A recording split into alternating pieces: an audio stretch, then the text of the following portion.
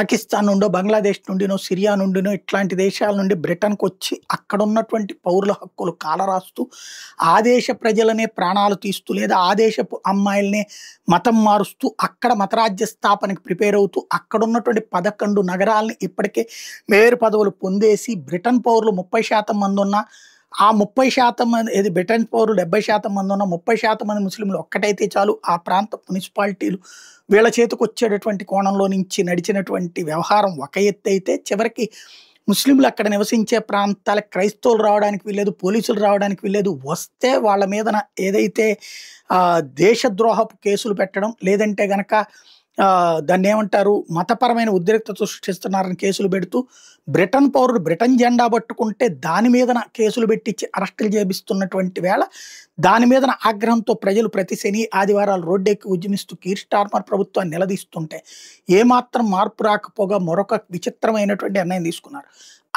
Is వైపుకి ఇదివరకు బ్రిటన్‌లోనే పుట్టి పెరిగి క్రైస్తవులుగానే పుట్టి ఆ పైన ముస్లిం అబ్బాయిలతో ప్రేమలో పడి, ఆ ప్రేమలో భాగంగా మతం మార్చబడి, మతం మారాక తమ మతంలో ఆ మతంలో ఉన్నాం కాబట్టి తాము నేరుగా జన్నత్‌కెళ్తాం, మిగతా వాళ్ళందరినీ చంపితేనే జన్నత్‌లో మంచి ప్లేస్ వస్తుందన్నటువంటి పేరుతో ఐఎస్ఐఎస్ చేసేటటువంటి అకృత్యాలకి తోడుగా వెళ్ళి, అక్కడ ఆళ్ళకి సెక్సు బానిసలుగా పనిచేసి, ప్రపంచంలో ఆళ్ళని వీళ్ళని చంపేసేటటువంటి తీవ్రవాదుల కోసం అక్కడ పడుకుని వచ్చినటువంటి వాళ్ళు ఎవరైతే ఉన్నారో వాళ్ళు కూడా ఆడ తీవ్రవాదులు. ఆ ఆడ తీవ్రవాదుల్లో మన కేరళకి సంబంధించిన అమ్మాయిలు వెనక్కొస్తా ఉంటాయి. మధ్యన ఐక్యరాజ్య సమితి శిబిరాల మీద దాడి చేసి పట్టుకున్నటువంటి సందర్భంలో ఇట్లాంటి అమ్మాయిల్ని రెస్క్యూ అనే పేరుతో వాళ్ళ దేశాలకు పంపిస్తూ ఉంటే అనేక దేశాలు వద్దన్నాయి. ఎందుకంటే ఇట్లా వచ్చినోళ్ళు తీవ్రవాద భావజాలను వదిలే ప్రసక్తి ఉండదు అన్నటువంటి విషయం తెలిసాక భారత్ కూడా తిరస్కరిస్తే, కేరళకు సంబంధించినటువంటి కొంత వాళ్ళ అమ్మా నాన్నలు వెనక్కి తీసుకురావాలని చెప్పి అడగటం ఇదంతా చూసాం. బట్ వాళ్ళు ఐక్యరాజ్య సమితి శిబిరాల్లో ఉంటున్నారు.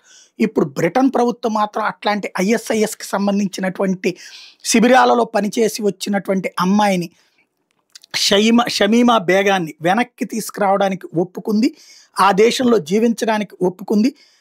దీంతో ఇప్పుడు పెద్ద ఎత్తున చర్చ నడుస్తోంది. ఏంటి ఈ స్టార్మర్ తీసుకునేటటువంటి నిర్ణయాలు? మానవ హక్కుల పేరుతో తీవ్రవాదుల్ని మన మీదకి ఇప్పటికే ఉసిగొల్పాడు. చివరికి తీవ్రవాద భావజాలంలో తడిసి ముద్దైన అమ్మాయిని తెచ్చి మళ్ళీ మన నెత్తిన పెట్టడం ఏంటని అడుగుతున్నారు.